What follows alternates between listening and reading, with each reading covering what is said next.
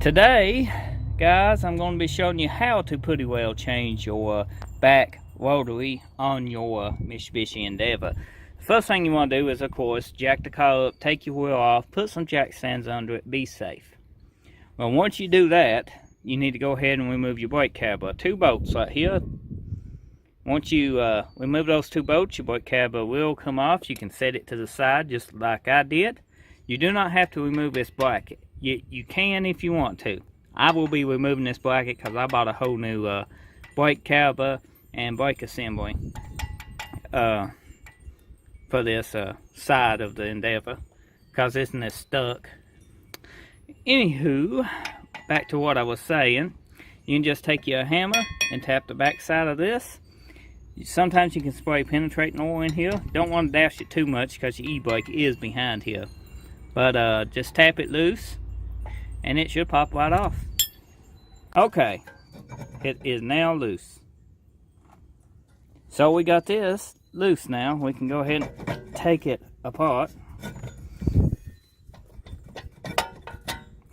You got your e-brake shoes behind here. Those shoes actually could use replacing, but I think they got a little life still in them. With that being said, I'm going to go ahead and remove my bracket, which is this guy right here, because I got a new bracket. And this one looks like it could use a good cleaning anyway, so the new one should help it out. So this is pretty much what it looked like with the new bracket installed, if you installed a new bracket. I did.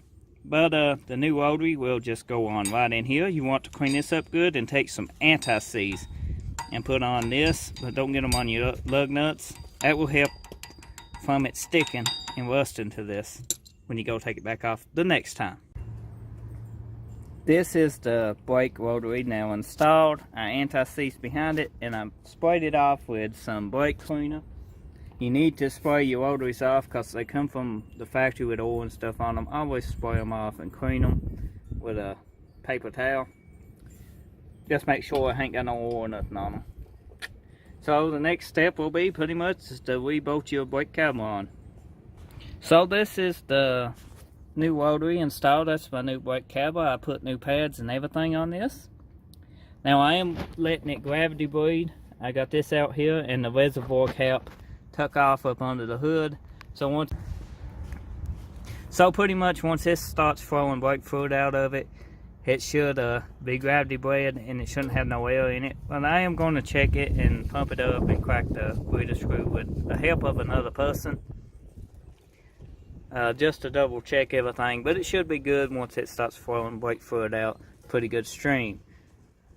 Well, after all that, guys, you can put the wheel back on.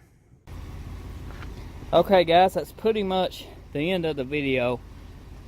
I hope you enjoyed it. I hope you find it helpful. If you did, drop a like, check my channel out for more content, be sure to hit that subscribe button. Thank you for watching.